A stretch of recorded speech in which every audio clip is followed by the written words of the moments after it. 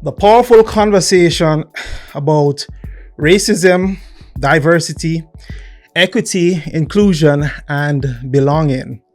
Our guest today is Lillah Penddah, founder and CEO of AFRO FACTS.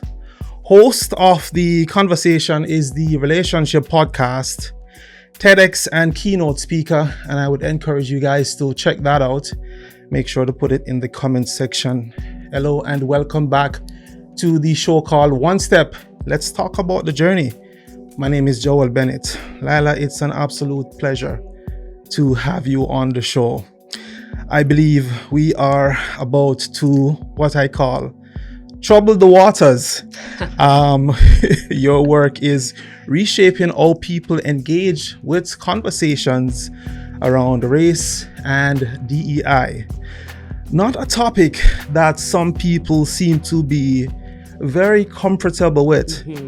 So I'm hoping we can change the narrative in this show today. So welcome, Lillah. How are you? Thank you so much. I appreciate it. It's a journey. I understand. The work that you have started seems to be having some impact on society because let me tell you, I've been feasting on your show. Oh, thank you. I appreciate that. Yeah, great information there. Lots of education. I encourage you guys to check out our podcast. The conversation is the Relationship Podcast. Now, because I know we're strapped for time, let's get started with your journey. Lillah, what inspired you to create AFRO FACTS? And just to highlight, I will be picking at some of the discussions that I've had in your show too as well. So absolutely. Let's lay the foundation. Basically, I was born and raised in Edmonton, Alberta, and I didn't grow up around people that look like me. Yeah. And you don't miss what you've never had. And so I didn't really... It's kind of like, on the inside, your gut's telling you something, but like back then in the 90s, there was no dialogue. We definitely weren't in the same place we are right now when it comes to the level of awareness around DEIB, diversity, equity, inclusion, and belonging. And so I would go through all of my schooling right to university and not have learned a lick about Black history. Yes. And so when I finished university, that's when you really start to feel different. Like I already felt different, but now it was presenting in a more significant fashion that I couldn't ignore. And so I just realized, gee, I'm out here walking around being Black and I don't know anything about the history of the people that look like me in Canada. Yeah.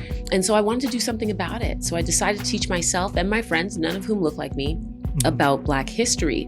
And that in and of itself was a journey of learning, not just for me, but for my friends, as well as a journey that I did not anticipate, which was seeing the world in a new way. And so that's really what started the ball rolling. And so over a 10-year period, I would develop my game with my friend group because it was an annual event. So I would come up with a version, we would play it during Black History Month, I would get their feedback, and then I would look to see how I could raise the bar on myself for the next year and the experience that I wanted to provide. Can you share a personal experience that motivated you to launch AFRO FACTS? I know you started talking about that. Can you expand on that a little bit more? I think there's so many personal experiences that not only motivated me to launch it, but continue to motivate me to keep moving with it.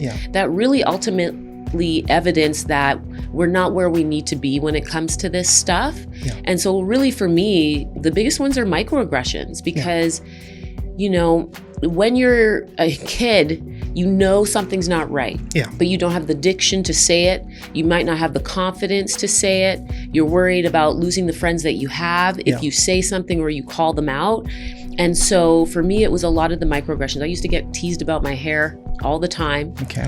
And I hated it. I absolutely despised it. When you say tease, what happened? Oh my gosh, I've had everything from why doesn't your hair grow? Why does your hair look like that? Your hair looks like pubic hair, like all kinds of things. And so I was too busy trying to be white. I'm like, I just want to have that hair that flows in the wind like everybody else. And so, you start straightening your hair, thinking that's going to get me closer. Yeah. But not growing up around Black people, I didn't really know how to take care of my hair. So it was like hot mess express, trying to be something that I was not having an appreciation for it. So it ended up being one of my greatest insecurities that I would take well into adulthood. Yeah. I think that those were the really big things, was microaggressions, those jokes that people make that they think are funny, but really have a racist context or have a racist origin. And you kind of laugh it off as well. Again, knowing in your gut that something's not right, but also realizing if I say something, it's going to be more of a thing. It's not going to be resolution, or people are going to tease me, make fun of me. People used to always touch my hair without me ever saying it was okay. Yeah. And I recently had a friend ask me, she's like, oh, well, like people used to touch your hair back in the day and you didn't seem to mind. And I'm like, I always minded. Yeah. I just never said anything, because if I was to say anything, it would just become worse. I would just be teased more about it. But I've never, ever liked it. Yeah. And so, you stomach a lot. You kind of just push it down because you're just trying to move forward. And so as I started to gain a better education around Black history, with a focus on Canadian Black history, within that also came more confidence to say something, particularly with Black Lives Matter. That was a real game changer moment, because now I went from being the only voice in the room to now being one of many. And to have all these Black people all over now saying the same things that I'd always thought or had said already, and people wouldn't listen to me or didn't believe me. Now there was affirmation in what I was saying. There's more validity put towards it. And now I really could step into the power of my voice, knowing that I'm not the only one experiencing these things, and they are absolutely true and valid. I'm wondering if that is the reason this quote was developed. When you don't grow up with people that looks like you, definitely you're playing in a simulation game. Oh, 100%. 100%, because you're trying to fit in. I know. Right? Yeah. That's why I'm like, ooh, I was trying to be white. I was just trying to be white. And it was literally that, because I didn't have any examples of being Black outside of what was being presented on TV in the 90s. Yeah. So Black people on TV were still thugs. We were still the criminal. Yeah. We were still either the help in the house. Yeah. Like, you weren't seeing any Michelle Obamas. Really, at that time, you had Oprah. Trust and believe, I grabbed onto that idea and held on to it. And I'm like, I'm going to be Oprah. I'm going to be a variation of her. But it was one person at the time, right? Now we've got so much more to be able to look at. And so, I was trying to fit in. I was already other. I was tall from a young age. Yeah. I already stood out. And, when you're young, you don't want to stand out. You want to literally just go under the radar. Yeah. And so I was doing everything I could to make that happen for me. So I'm so add to that. What challenges did you face starting Afro Facts, and how did you overcome them? Oh gosh. Because I can imagine there must be mountains of challenge. Oh yeah. And I think those challenges are still being faced right now. The biggest thing was, how do I get people that don't inherently have a connection to the information or don't see the value in the information? How do I get them to care? And this is where I came up with the idea of doing a game, because my first initial trial was 3 friends, a piece of paper with 20 questions, and an oversized laptop. Of course. And within the first 10 minutes, I could see this was not working, because I was just asking them questions point blank. Yeah. Because I assumed that they would know about Whitney Houston or Oprah or Prince. I went for the low-hanging fruit of the most popular people at that time. And I was shocked that they did not know. Okay, so I want to get into your game, but not just yet. Sorry. No, go ahead. I want to get into your game. I have a list of stuff that I want to inquire about the game itself. Yeah. But thanks for highlighting that. Guys, there is lots to come. I mean, Lillah has a whole package here for the show. So I ask you to stay tuned, hit a like, subscribe, and remember to check out our podcast too as well. Your mission to change the narrative of Black history and empower Black people to speak out against discrimination is profound. But someone once said, and shout out to Ian Dunlop, Master Investor, that to publicly accuse white people of something is like a declaration of war. How do you approach this work in today's polarized world? This is poignantly placed, because I am facing this right now. Yeah. So I am, I guess, currently engaged in the ripple effects of doing exactly that. I had a friend make a microaggressive comment about my hair. And this is something that I have encountered before in the past, the deep past with this individual when we were kids. Yeah. And so I've now found the strength of my voice. And so I'm thinking, oh, we're friends. So of course you're going to want to know if you said something that has hurt me and you just don't realize it did. And so I called this person up, coming to them with love, compassion, and understanding, trying to speak about it. And it has gone all the way left. And so they're avoiding me. They don't want to have a conversation. They want to just roll past it as if nothing has happened. And so it's funny that you say a declaration of war. And it's like, I feel like I'm engaged in a war that I didn't know we were starting.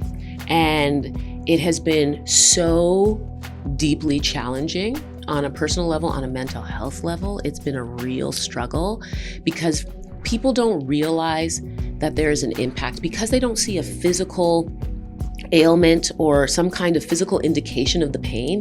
They misread the pain. And like Black people are already in a position where people don't take our pain seriously. And so if they are not able to see, oh, there's a welt or a wound that is bleeding, they don't read it as pain. And so my mind is bleeding, my heart is bleeding over this. And it'll absolutely take some therapy to move past this. But this has probably been one of the biggest challenges about, stepping into this work and wanting to create change because you are in a battlefield that you didn't realize was going to be a battlefield. And it's not because you're bringing the battle to people, but it's because people want to battle with their defensiveness. They don't want to be told that they're doing something wrong. They don't want to acknowledge the mistake. And so they'd rather run away from you than face the truth. When really, we can solve this in a 10-minute conversation. And then we can move forward. But instead of having that, they're like, no, I don't want to talk to you. Oh, I'm just not going to invite you to things. And so it's like you're extending the problem. You're also growing the problem by avoiding it. It doesn't go anywhere. It sits right there still. And so that's been really challenging, is that as you gain an education, your perspective of the world changes, your perspective of people change. And then at the same time, you also realize who's really going to step up in allyship. Because it's one thing to, when we have a conversation one-on-one, you agree with me, you're on board, you're like, yeah, I didn't know, you acknowledge your own missteps. But then when we have to go public, and you have to make that hard decision of whether you stand up for a friend or you support the other person that has committed the microaggression, that's where you really see. Because some people are willing to stand maybe 5 toes down for you because they're trying to balance the situation in their mind. They're like, oh, well, they are wrong. I agree with them, but let's play devil's advocate. And I'm like, no, I don't need a devil's advocate. I need my friend to be my advocate. Because as soon as you step into being a devil's advocate, you're just advocating for the other person under the guise of doing it for the devil. What purpose does that serve? And so really, it's been, seeing where people truly lie on that spectrum of allyship, where people aren't really willing to step 10 toes down because it's uncomfortable for them. But that's what this really requires. Because if you're going to say, I agree with you, that person's wrong, but I'm still going to go to their event next week, it's like you're letting them know, yes, you made a mistake, I'm unhappy about it, but there's no consequence. There's no, I'm still going to be your friend. And I'm not saying don't be friends with them, but I'm saying be willing to take an action that sends a message that is louder than your words. Because otherwise, this person is going to go ahead and do the same thing to somebody else. And that's going to cause that person such detrimental pain that you won't see because it's going to be internal, it's going to be mental. And because they now know, yeah, I might get a talking to, but no one's going to stop coming to my things or being my friend, or it's not really going to be a real consequence that impacts me negatively. Therefore, why should I change? That has been the most challenging part, is to find out the truth about people, that people you thought would have your back in that very powerful, impactful way, have your back 50% or 25% or don't. That's really been the hardest part. So the reason I threw that one out, because, and the point that you just made reference to, is on a social level. When we step into the professional environment, and I'm making reference to the work environment, that's where the whole mask comes off. Yeah. Because most of my negative experience has been in the work environment, and I've worked for several companies since I've been in Alberta. And the game, I use the term game because, just for lighter term, it's always the same.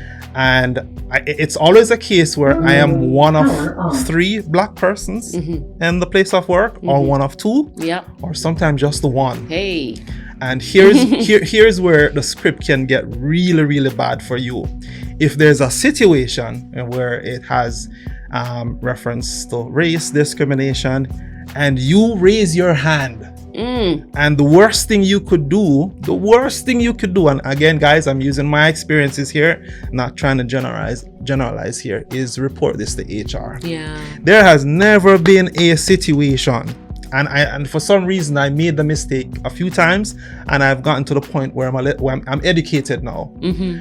Raise your hands and go to HR about a situation where you're being discriminated against. You would think that the inclusivity stands on the company would scream loud at this point. But no, you're now blacklisted. You're screwed.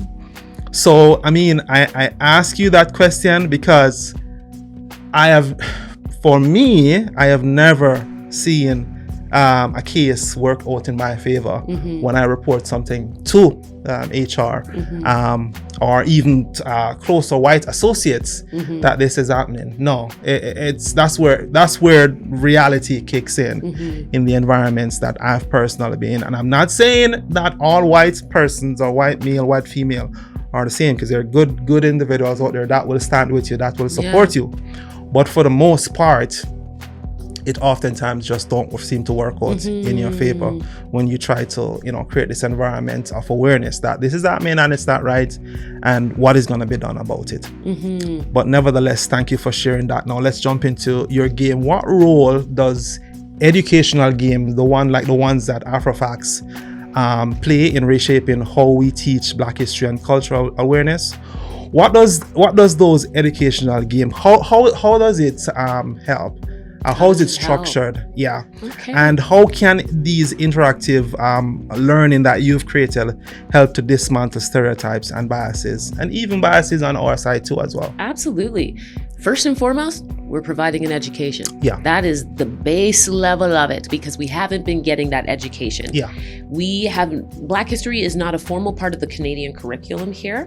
Now, as you go from province to province, you'll see slight differences, because out in the Maritimes, there's a very strong Black history there. They have Africville. And so you might see a little more presence within the curriculum there. Come out west, no, there's nothing. It's not a formalized aspect. If there's going to be an introduction to Black history, it's left up to the teacher. And let's be honest, teachers are stretched all the way thin. Exactly. So if they don't have supporting resources, how can they teach effectively and feel supported in doing that? Really, you can't get anywhere unless we learn. And so what we've been doing all this time is not learning, and our current state of affairs is a product of that lack of education. So really what we're doing is we're opening the door to the information that we have been missing all this time, and presenting people with an opportunity to acquire it and then allow it to inform their actions going forward. We can't fix the problem if we choose not to talk about it. And for so long, we've been not talking about it. And so Black Lives Matter really shone a light, and I would say Black Lives Matter in combination with COVID.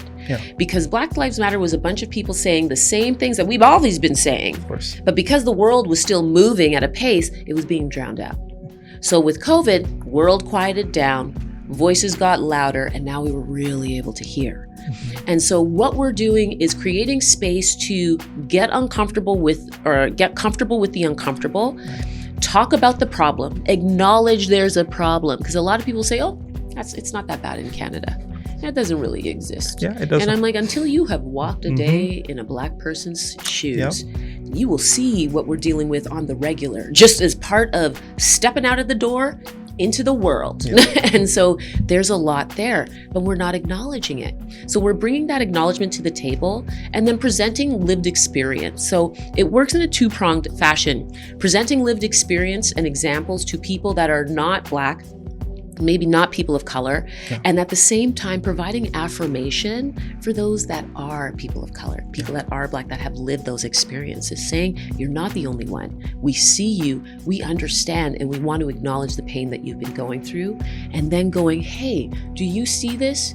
Can you empathize with this? Can you understand? And if you don't understand, all right, let's talk about it. Because we have been socialized to believe a lot of the comments that we make that we think are compliments are okay, when in fact they're microaggressions, they're unconscious biases. We're allowing those to grow and we're passing them on to our kids. So if people don't know what a microaggression is, which a lot of people don't, if people don't know what an unconscious bias is or what their own unconscious biases are, how can they change them? And so we're helping people self-reflect. We create a safe space that allows honest self-reflection and fundamental mind shifts. And then also promoting the compassion and understanding needed in order to not vilify those that make an honest mistake due to ignorance. It is entirely possible, and this is a big one, it's entirely possible for a person to just be ignorant and not be racist. Very true. People hear ignorant and they're like, oh my God, you're calling me racist. And it's like, no. I'm just saying you've done something that you don't realize carries a different message or a different level of impact for people that don't look like you. Now, if I can't tell you that, how are we going to get anywhere, right? This is your chance to get curious rather than defensive. But a lot of people step into defensiveness and then they don't hear anything anymore. So we create the space to allow people of color to share their stories. And, you know, some of us are upset. It's a long life to live. It's a lot of pain to have to deal with. So it's understandable that our level of patience when discussing these things with people will vary. Chances are, if I'm talking to someone that is a close contact, a friend I've known for a long time, I'm definitely going to apply a different level of compassion and understanding than if I was talking to a stranger, because I have more of an investment there. And so just allowing people to realize that, yes, it's okay to be called ignorant and you're not going to die. You know, it doesn't have to define who you are. You have a choice. You can decide to continue to be ignorant, or you can take that opportunity to say, hey, I learned that I don't know something. Let me go get some more information. Because it's not the responsibility, and this is key. At the end of the day, you and I, we have chosen a place to stand in this world where we want to make a change. That's right. And so we step into this choice on the daily. It's not mandatory. We don't have to do it. If we want to take a break, we can take a break and say, you know what, I'm not making that choice today. So it is not our responsibility to teach anybody. Just because we're the person of color in the room, I don't have to teach you. Information is free. It's on the internet. You can get anything you want at any point in time. You got a phone in your pocket. And so a lot of people make that mistake being like, oh, well, you're the person of color. You should just tell me. Like, aren't you going to teach me? And it's like, some people make that choice like you and I have. And other people are like, no, I don't have to teach you. If you really want it and you care about it enough, you'll go get the information. And then if you happen to be blessed with having a person of color in your life that cares enough about you to want to do that for you, that's a privilege. That's a gift. It is not inevitable. It's not something you can just expect. And so a lot of people don't understand that. I had someone recently say to me, well, if you've made it a job, you know, how are they going to, like, if this is your job and you don't want to talk to them, how are they going to learn? Because I was having a moment of frustration. I'm like, no, I don't want to talk to them. And then all of a sudden, it felt like my words were being used against me. And so although they're not saying it's your responsibility, there's a deep implication in there of if you don't talk to them, how are they supposed to learn? They can go to the internet, they can go to a library, or they can watch a documentary. There's a lot of different options that don't involve me. And so these are the things that we're trying to bring to the table for people so that they can get the education that they need, but also recognize that being uncomfortable doesn't mean being unsafe. Like, why are we running away from discomfort when we know on the other side of discomfort lives growth? That's what we're trying to change with the game. So we structure it in a way that really presents no opportunity for people to use their defensiveness as a barrier.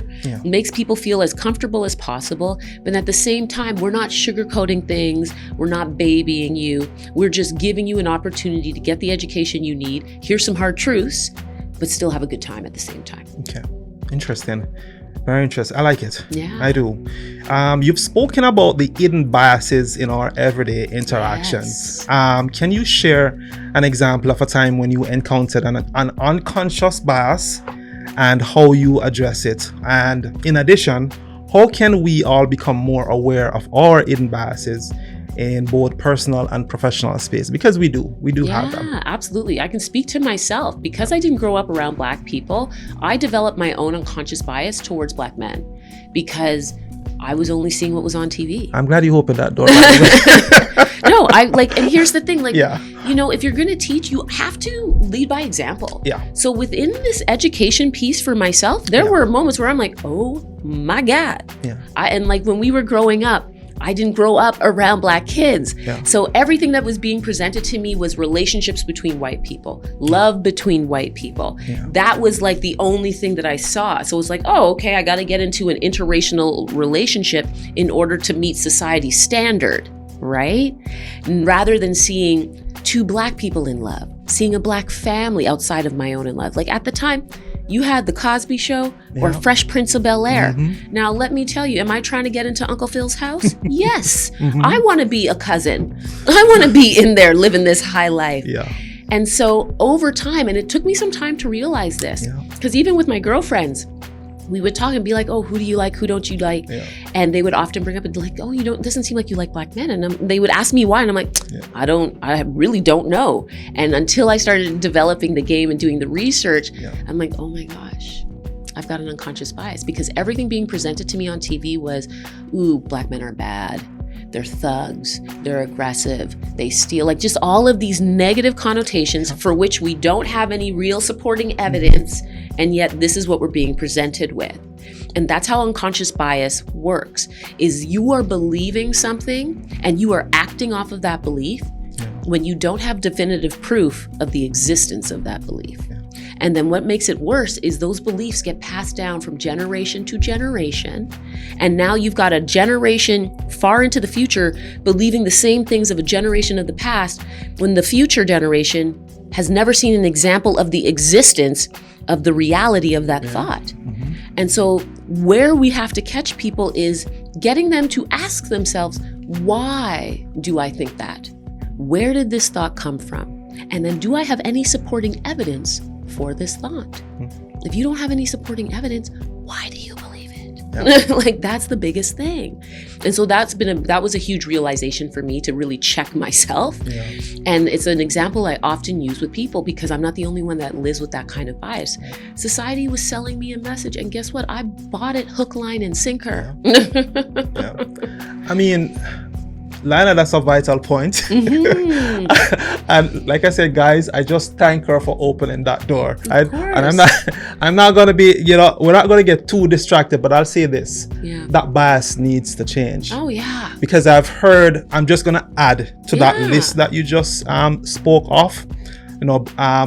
Black men are uneducated.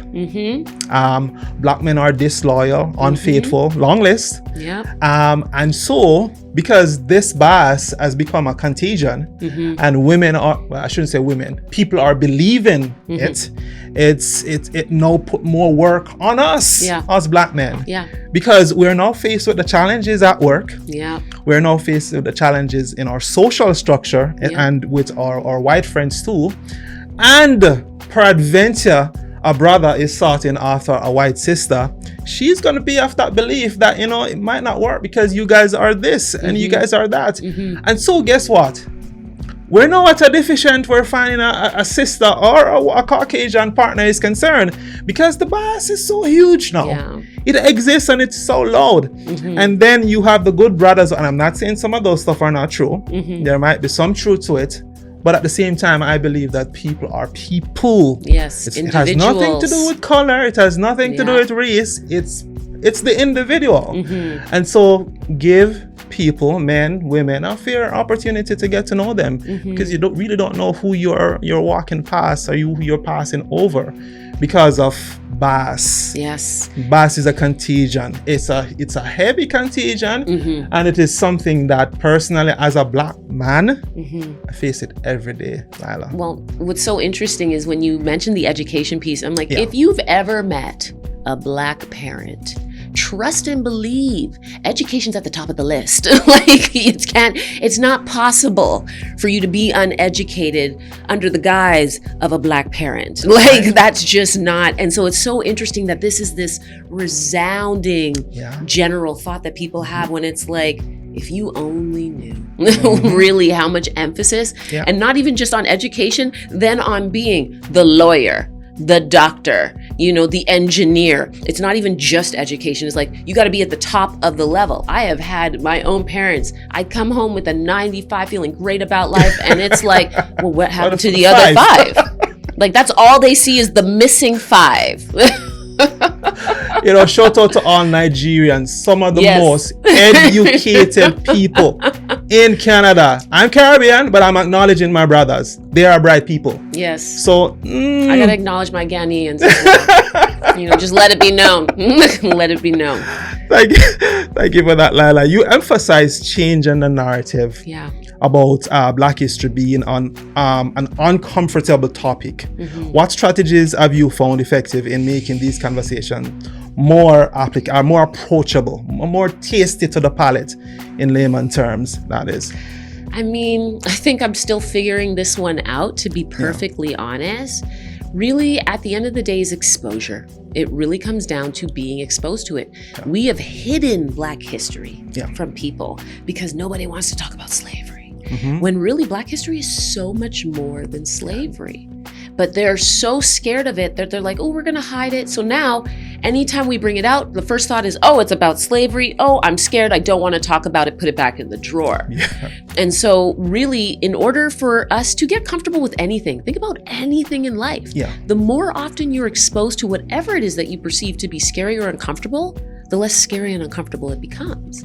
So the biggest thing is just having consistent exposure to it. This is why we really focus on getting our tools into schools, because this is when our minds are being developed, they're being cultivated. So if we want the minds of tomorrow to be able to really have effective change in the future, all we gotta do is start talking about it. All we gotta do is start teaching it.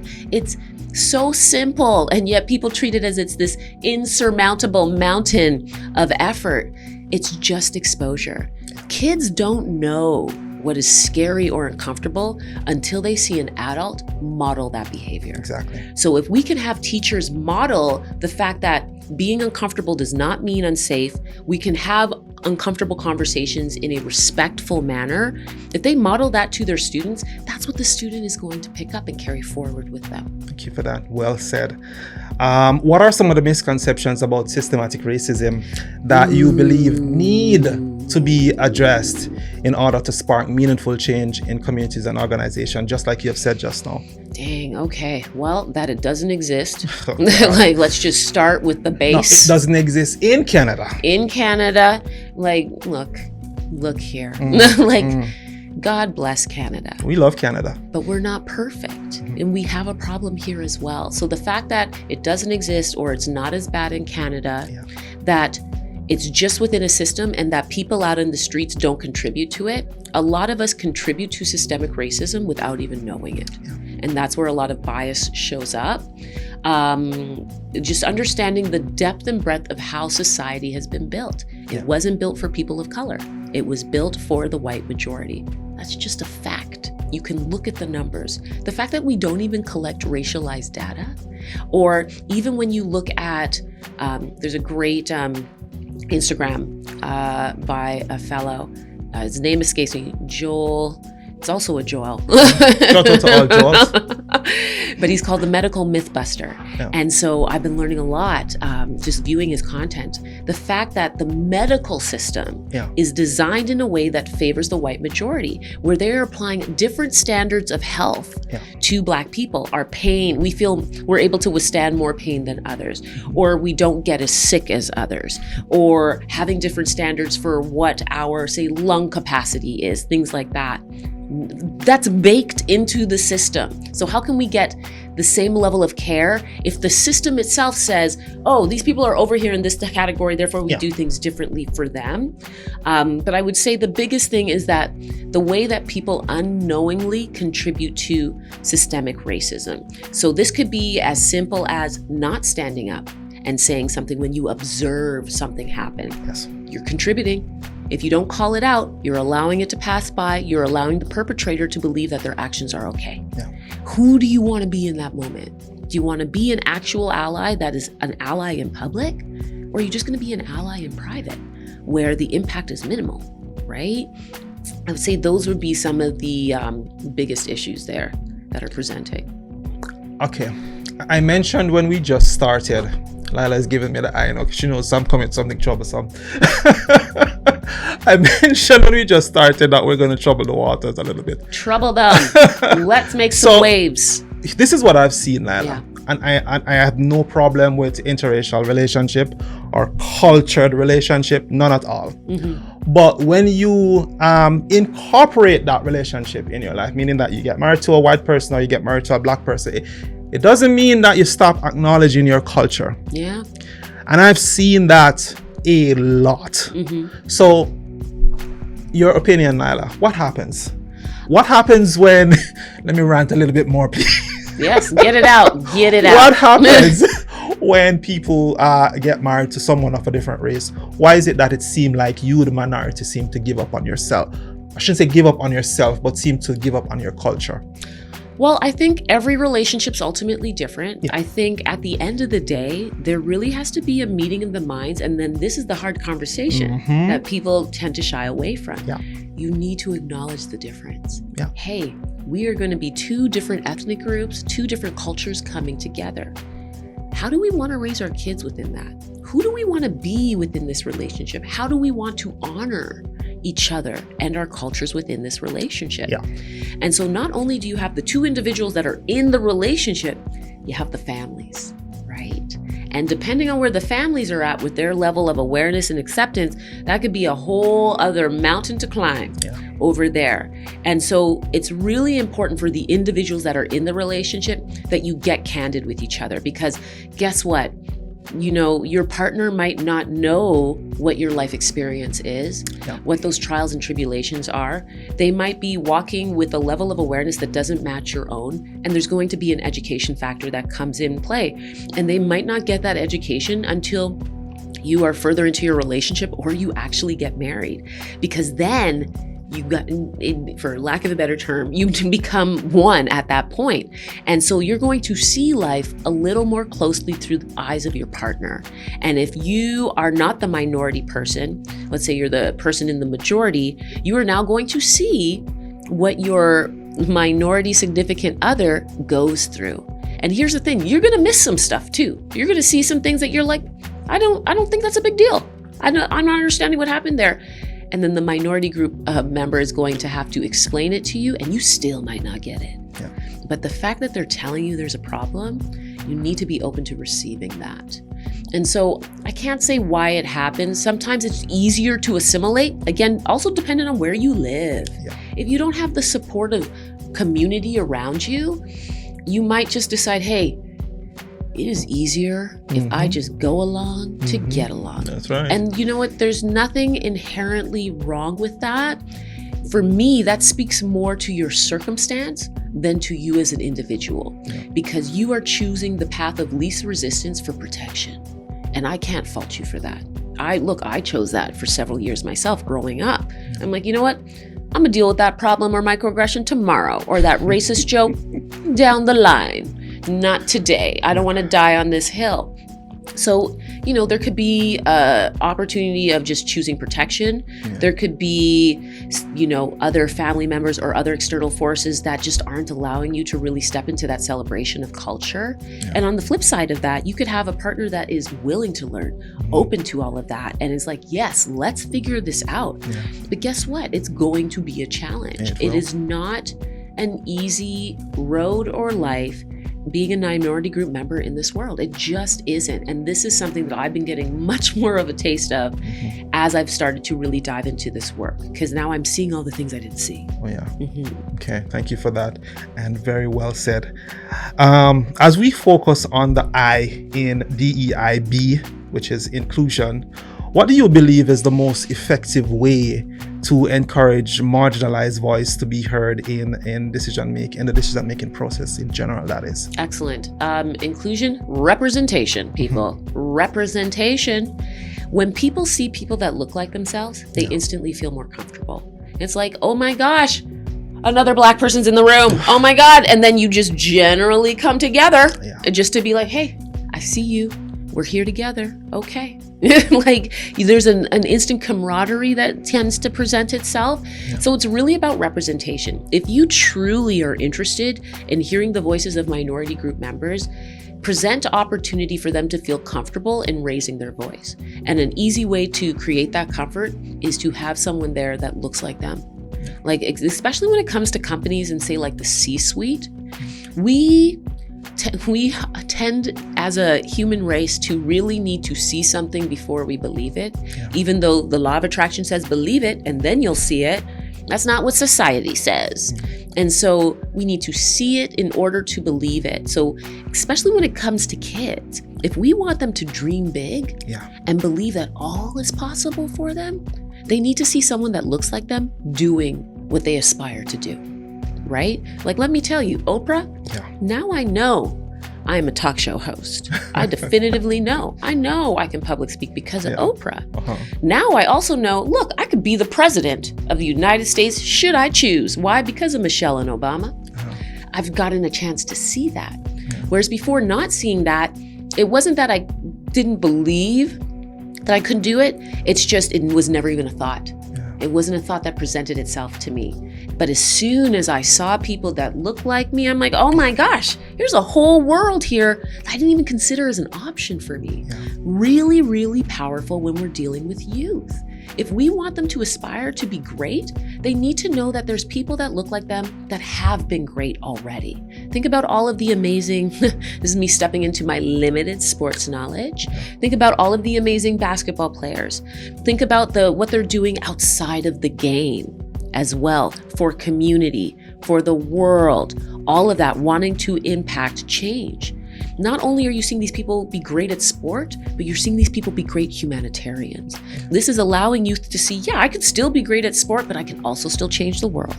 And this is why I want to do it, because someone I saw that I admire was doing it as well. And this goes for all minority groups. It's the representation. I want to make it to the C-suite. I want to see someone there that looks like me, so I know that there is in fact a path for me to get there. Otherwise, if I don't see them, I don't think I can get in. It feels more like a closed club that does not allow members that look like me. And this would be across the board for anything, whether it be like even on TV right now, we're seeing far more representation in commercials than I've ever seen in my life. And there's a part of me that's very happy for it. And then there's definitely a part of me that's like, why did it take so long?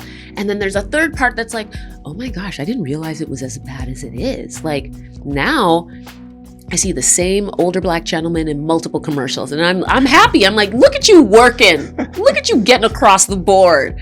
Whereas before, it would be like you'd rarely see an all-Black family in a commercial. You'd rarely see a mixed family in a commercial. Now the Airbnb with those claymation figures, it's a mixed family with like ethnic hair. And I'm like, oh my gosh, okay. Some progress being made. But that's also marketers realizing, guess what? Minority groups are also your customer. If you want to attract them, show them themselves. Show them themselves using your product. Otherwise, before it was just focused on the white majority. And then they'll come. But now that we've gotten more power in our voice, and social media has lent itself to our ability to boycott. To say, this company's doing this and we don't like them. Unite! And then people unite and we have an impact now. Companies are afraid of that strength. And so it has forced them to listen in a different way and to change their ways. So representation is really what matters. And that has so many ripple effects in the world when we do it right. Thank you for that, Lillah. And the change is happening also because of people like yourself and Afro Facts. You bless me. So shout out to you. Guys, check out our podcast. It's called The Conversation is the Relationship Podcast. Yes. Lots of gems there. You know, I'm getting my education. I listen and I follow. And I believe this woman is going to be doing great things for the future. So thanks again for that, Lillah. The pump up I needed. You need it, man. You need it. Looking into the future, what do you hope the next generation will understand about diversity, equity, inclusion, and belonging? And how can we set them up for success in achieving these ideals? Well, and you have already started, by the way. Thank you. I mean, what I really hope for the future generations is two things. For the minority group members to know the power of their voice, to not shy away for calling people out when they make a mistake. I think we really shy away from that because of the repercussions that people don't know occur. So losses of friendship, exclusion from things, like the mental impact of it all. Like I can absolutely see why people stop doing this work. They start and they're like, you know what? This is too hard. I don't want to do it. I had a moment of that this month where I'm like, that's it. I'm done. I'm quitting. And then, you know, you have a good meeting with someone else and you're like, all right, I'm back. But I was quitting that day. And so just realizing the power of our voice and our ability to create change even when we call something out, whether that person chooses to change their behavior or not, the call out is so impactful because it allows other people to go, oh, I didn't realize that was something. Do I agree? Do I not agree? It just gets them thinking about it in a different way. And then they have to create a choice for themselves. And then on the flip side of that, for the majority to get out of their own way. Step outside of your defensiveness. Why are you getting so defensive when someone has told you, hey, you have said something that you don't realize is offensive or racist or microaggressive, and I just want to let you know. Why does that have to turn into, I can't talk to you anymore, or we can't be friends anymore, or I'm mad at you and I'm going to ostracize you? Like, why does it have to go south? Why could that not just be an opportunity for curiosity and leaning in rather than pulling back? I think once we can bridge that gap of calling things out when they happen, and then when we're told something to not think it's the end of the world and we're not going to survive, but instead seeking the growth out of that situation, that's how we change the world. And then, of course, getting Black history into schools as a consistent part of school curriculums. I'm going to throw in something, Lillah, and this was taken from one of your guests on your show. And this has to do with parenting. I don't quite remember that individual's name, but it's a mixed couple, interracial marriage, and they have mixed kids. What did you take from that discussion? Because the reason why I'm asking is that I'm not just thinking about us as adults. I'm also trying to incorporate the next generation, which are children coming up, mixed children, Black boys, Black girls. And I try to envision what that future looks like. I've had that discussion in my last show with one of my guests. What did you take from that show in terms of what is it that parents should prepare themselves for when they have mixed children, and how do they navigate that environment? That's a tough one, and that's another very individual experience. Like that being mixed race is its own trials and tribulations of identity, and then also world perception, because you're struggling with figuring out, well, what side of the fence am I on? Because society says you got to be on some side. You can't be both, apparently. When it's like, no, you actually can be both. You can honor both. This plays into what you were asking before about the mixed race couple. And this is where they get an education real quick, is through the eyes of their children. And so when it comes to parents, I think the biggest thing is just open lines of communication. You are going to teach your children, whether you know it or not, how to deal with the world. So how you respond to a difficult question, an uncomfortable conversation, to someone making a racist statement in public, guess what? Your children are watching. So what are you going to model to them? Are you going to model, oh, we just ignore it and we say nothing even though we know it's wrong? Are you going to model, you stand up for people when something is being said that you know is inappropriate? Are you going to model, hey, that is a tough topic, that is a tough question, but let's talk about it. Let's figure it out together. What do you think? There's opportunity within all of that. So I think the biggest thing for just parents across the board, whether you're mixed race or not, is choose who you want to be for your kids by way of modeling. They are watching you, whether you know it or not. They are picking up on everything you say and do. And so who do you want to be for them? Who do you want them to be in this world? And if you've got some kind of vision for your child of who you want them to be, how are you modeling that to to them so that they become that. And I think at the end of the day, also standing up for your kids. If your kid comes home and says, hey, someone said this to me and it didn't feel nice and it felt wrong, you take that to the school. You let them know, because what we're finding is that there's more schools that are implementing a zero tolerance policy. There are a lot of schools that are still living in the gray. And so, teachers and principals only listen so much to kids. They need the support of their parent. So if something like that is happening, your child needs to feel like you're going to have their back 10 toes down. And that's really huge, because that's where you build that confidence to be able to call things out, because they know they have support. But if you're not getting that at home, you're not going to feel like you're going to get that in the real world. And so when you don't get that, it's going to have more of a detrimental impact on the individual versus them being able to brush it off when it happens, say randomly, because they're like, oh, that never really happens. I always have support. So this is more of a one-off versus being like, well, this is how it's always going to be. No one is ever going to support me. Therefore, I'm never going to raise my voice or I'm never going to just call something out. So I think, parents are in that support position, but they're also in that modeling position.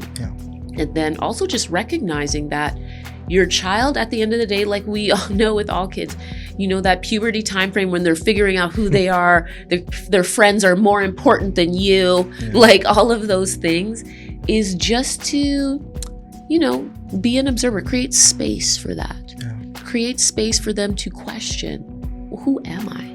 Am I this race? Am I that race? Am I both? And then if your child is asking you, hey, I need a little more connection to one of the cultures or both, be ready to provide that. Hey, we're going to do, and this is where it will vary from culture to culture, but speaking from a Black perspective, like as a kid, my mom used to take me to Ghana parties all the time. I didn't appreciate it. I didn't want to go. She would get a beautiful dress made for me. I didn't want to wear it. Now, let me tell you, I'm like, ooh, if I could get one of those dresses right now, damn, like what was I thinking? I didn't want to go as a kid. I didn't want to connect. Now all I want to do is connect, right? And so, rolling past your child's disapproval and forcing it on them, I see the value of that now. But really just letting your child lead in those moments and being willing to listen, because you saying, well, it's not this, it's that all the time. Sometimes that works. A lot of times it doesn't. And so just creating space for your child to have those questions, to be able to have those conversations with you and not just shut them down, but also to hear them when they say, someone said something to me. I don't know why they said that, and it's really hurt me. Helping them navigate that, because that's the biggest challenge, is like, how do I step back into the world after I've been hurt by it?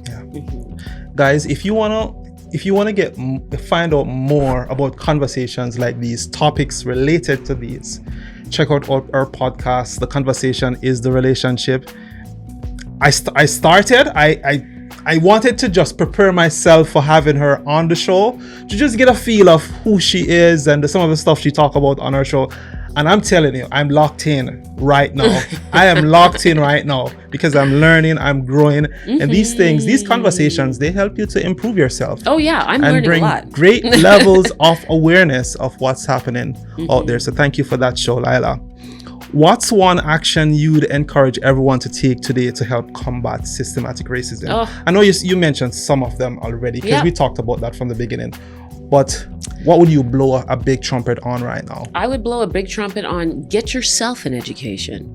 That means read a book, watch a documentary, like go to the internet. Specifically, I would say a real eye-opener book for me, and a lot of people allow its title to be a barrier, is White Fragility by Robin DiAngelo. White Fragility. This was an eye-opener because it is a lady that is a DEIB coach, really speaking to the minority experience and how white people react to minority group members. And so in the book, she actually has a list of microaggressions. And as I was reading, I'm like, oh my God, every one of these has been said to me. And so she talks about how white people, when they are faced with the reality of having said something ignorant or, an unconscious bias or a racist statement, remark, or action, how they're fragile within it. They can't handle that truth. I'm not racist. What do you mean? Come on now. That can't be possible. I have a Black friend. One. Therefore. And so it was so interesting to have this person really pull back the covers and be like, here it actually is. This is what's actually going on. I personally think that should be an absolute book study in junior high or high school. So poignant. A second one I'll say is Emmanuel Acho's Uncomfortable Conversations with Black Men. Again, if you're a little more sports referencey, he's a great way to be able to get that education. He'll use a lot of sport analogies, which again make a lot of sense. And then he also, in his book, had a list of microaggressions. And I'm like, oh my gosh, these are so crazy. And the stereotypes. And so those books were really poignant for me because for me, it was so nice to have people put words and thoughts to everything that I had been feeling. And I didn't have the words for. I didn't have the courage to speak up on. And so it's a great one-stop shop to get a wealth of information that then pushes you to self-reflect and go, oh my gosh, have I done that? And if I had, ooh, I feel weird about myself. And again, sit in that place of discomfort. Just because you've made a mistake doesn't mean you're a bad person. But how you choose to react based off having the awareness of making a mistake will decide who you are. Are you going to acknowledge it and make changes going forward? Or are you going to try and avoid the problem and hide under a rock? Awesome. Thank you for those books. I'm a book lover, you know. Oh, those are game changers. Thank you for that. How can our audience support your mission at Afro Facts or get involved? Support us. So right now you can find our podcast, The Conversation is the Relationship, on the Alive Podcast Network, where Black voices are amplified. Download the app. Show us that you care. Support us. Download the app. That'll give you access to not only us, but other incredible Black creators on there as well. Also, check out our website. We are doing all kinds of things within the city at different times. I'm a public speaker, so I'm also speaking on the topic in different contexts, providing workshops, really just presenting opportunity for people to get the education in different ways that meets the needs of your group. So feel free to reach out if you're like, we want to play the game, or we need a speaker to come in and facilitate a workshop or just talk on a topic. I am here to help you in the ways that I know how, because I believe that change is possible. I know that it's a battle, and I know I'm not doing it on my own. And so for those days where it's hard, I know that there are other people out there also fighting the good fight, doing the work. And that's ultimately what keeps me motivated. But of course, we can't do it without you guys. You can also find us on Instagram at AfroFacts_EDU. So pop in there, take a look at our content. There's links to all the podcast episodes. Give us a like or a follow. And just look for us in the future. We're just going to be starting season 3 in the new year, which we're super excited about. We have some incredible conversations from different minority group members and allies that are also coming your way. Love it. Absolutely love it. So, my final question, Lillah. Yes. I thought you were going to ask me questions. I'm glad you brought it up because it's in my mind. I would love to know. Yes. Because working in this space, the one thing that I've really learned over the last year is that the challenge of the work has gently increased for me. Yes. And so I'm in a pivotal moment right now where I'm feeling that challenge quite a bit. And as I mentioned to you, I'm like, last week I wanted to quit. And that was the first time I had really felt a moment of questioning, am I having an impact? Because in this moment, it doesn't feel like I am. And so for someone else also doing the work, I'm like, how do you deal with those moments where you're either feeling deep disappointment in a situation or an individual, or you're wondering, you start to question, is the work having the impact I want it to have? Am I paying a cost that's too great for the little bit of progress that I'm making with the work? How do you reconcile those moments, find strength, and just kind of keep yourself and your mind afloat? Okay, good question.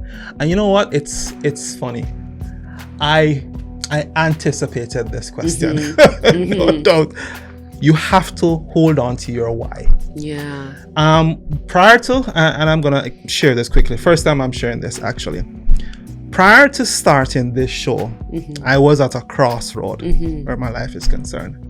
Have a good job, life is pretty decent. And I'm gonna say generally life was good.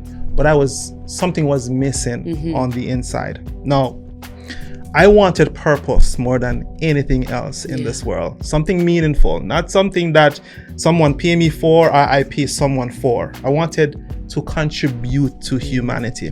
Because the thing is, Lillah, our time here is so limited. And I firmly believe that we were all placed here for a reason. My reason, and the reason I believe, is that we were placed here to contribute to each other. Now, this show isn't about money. It isn't about being paid. Yeah, one day if it happens, oh yeah, I'm getting money, yay. But it is not the reason why I'm doing this show. I want to have an impact on society. I want to help my brothers. I want to help my sisters. I want to see my Black community win. And I'm not trying to sound like I'm, being a racist here. But the fact is, we're at the back of the race. And we have been at the back of the race for the longest while. And so my Black children will be here long after I'm gone, and I need to play a significant role in changing society. And one of I think we need to get to the point where we are also gatekeepers, because no one else is going to open the gate for us. That's my view, it's my opinion. No one else is going to open the gate for us unless we open the gate for each other. So what keeps me going is the bigger picture, Lillah. Not what's going to happen this year, not what's going to happen next year, but in the next 10, 20, 30, 40, if we're around that long, I want to make sure that I'm playing a part in that change, in that development, in that growth. And sometimes we have to go back to our why. Why did you start in the beginning? What was your purpose? What was your mission? What was your aim? And you know what, Lillah, nothing is wrong with taking a break. They can take a break to go recharge, reassess, reevaluate, and you'll be surprised some of the inspirations that will jump into your mind during that process. We're human beings. We can't keep going. We have to stop at some point. So even God himself took a break. So take a break sometime and reassess, reevaluate, and go back to your why. And here's the thing, even with your why, you sometimes have to build on that why as to what else you want to achieve, what else you want to accomplish, and hold on to that. That is going to be the scaffold that takes you to the next level. And remember, where this work in general is concerned, you need a solid foundation. And the foundation is always being expanded upon. You're always trying to build on that foundation, because without the foundation, the whole structure will fall apart. So go back to your why. The why is the foundation, and keep building on that foundation. And you'll be surprised how you come back big, strong, and powerful for the next step. Hey, from your lips to God's ears. Coming back bigger, stronger, more powerful. That is very, it's I know it's a thing, and I've gotten discouraged on many levels, because you try to, your family members, friends, associates, they would ask you why you're doing what you're doing. And you do your best to explain to them what I'm doing, why I'm doing it. And then they'll find reasons as to, you could be doing this. What about your education? You've got the degree in this and that and that. Why don't you? This is my purpose. The reason why I'm doing what I'm doing is because it was preordained. If it wasn't, I wouldn't be doing it. I probably would be doing something else, or going skiing in Canmore or Banff, just right. But this is my purpose. And remember, nobody understands your purpose like you. You're who God gave it to, and hold on to that, because I know that there will be times when you'd feel like you wanna, throw the towel in. But let me encourage you right now. Thank you. Please don't. I started listening to your show. And I'm telling you, I've learned. I've grown since then. Thank you. And I do believe that you have a lot more to offer to society and the whole environment on a whole. So. The universe works in mysterious ways. I was having that moment, and it's like, Black people unite. And then all of you have come out of the woodwork to be like, you're doing good work. And I'm like, okay, I hear you. But thank you for that. I appreciate that. I think that's really again, this is the part that people don't see, right? Is that this is some challenging stuff. It is. We are talking about some heavy topics. And in doing so, we're also bringing up our own personal life experience. Like, let's be honest, trauma. It's trauma on different levels. And so as we do this work, we're also having to navigate and deal with and digest our own traumas. And guess what? That is not something you see someone hang on them like a backpack. Nope. And so if someone says, hey, something's hurt me or has impacted me, believe them. Just believe them. Do not deny their feelings or their pain in that situation. And so your words have deeply impacted me. Thank you kindly for them. And yes, I will continue. Did you made mention of how can listeners follow you, support you? Yes. And you made mention of the social media platforms that you're on? I sure did. We are on Instagram, AfroFacts_EDU. Okay. You can find me on LinkedIn under my name, Lillah Penddah. And then, of course, we have our own website, afrofacts.ca. Thank you for that. What's in the making for AfroFacts? Ooh, and so glad you asked. And the conversation is the relationship podcast. All right, so we've got season 3 that's going to be starting in January. We're going to be gently transitioning to video as well. So really excited to do that. More incredible conversations coming your way. And really, we're talking to the minority group members as well as allies, hearing their stories so that we have an opportunity to learn through the lens of their experiences. Because one thing I've really started to realize is that in our country here, not everyone is exposed to diversity. So that ignorance comes from there. It's like, if you've never had to interact with a minority group member, how could you be expected to know anything about how to interact in that way? Or unconscious biases, or about racism. And so what we're trying to do is really bring that diversity to people right in your pocket, on your phone, on your computer, so that you can get an education by hearing someone tell you what they've gone through, and then reflect on that and use that information to support you going forward. Additionally, we're continuing to work with getting into the school system. So we've been able to make some incredible leeway in gaining access to teachers, hearing what their challenges are, and then being able to support them in navigating how they are able to bring Black history to the classroom in a meaningful way. So we've gotten some really great uptake, really excited for what the new year is going to bring us in that regard, and just gaining that exposure. Okay. Thank you so much. It is an absolute pleasure. Thank you. It's been amazing. And the show called One Step is here to support you in whatever endeavor you find yourself in. I know you made reference to you guys are coming, you're going to be on video now, and the show is not going to be just audio. Anything you need, man, I'm here. Hey, trust and believe, I will be picking that ear just to hear everything. I've already been scoping out your situation here to see what I can take back with me. It's here, man. Guys, thank you for your support. Any final say before we go, Lillah? Ooh, people. Realize that we all have the power to change the world, and that it's not for one person to do, it's not for one minority group to do. It really requires all people to participate in that change. Also, self-reflect. We're coming up on a new year here. So there's opportunity to take stock of what you did over this last year, where you could be better, and also setting goals for what you want, setting goals and intentions for what you want to do going forward. So I would encourage you to think about diversity, equity, inclusion, and belonging, and ask yourself, how am I going to help myself gain an education? What steps am I prepared to take to invest in myself and gaining that education that does not rely on talking to my one minority group member friend or going to a minority group expecting them to teach me? What are you going to do to move that ball forward for yourself?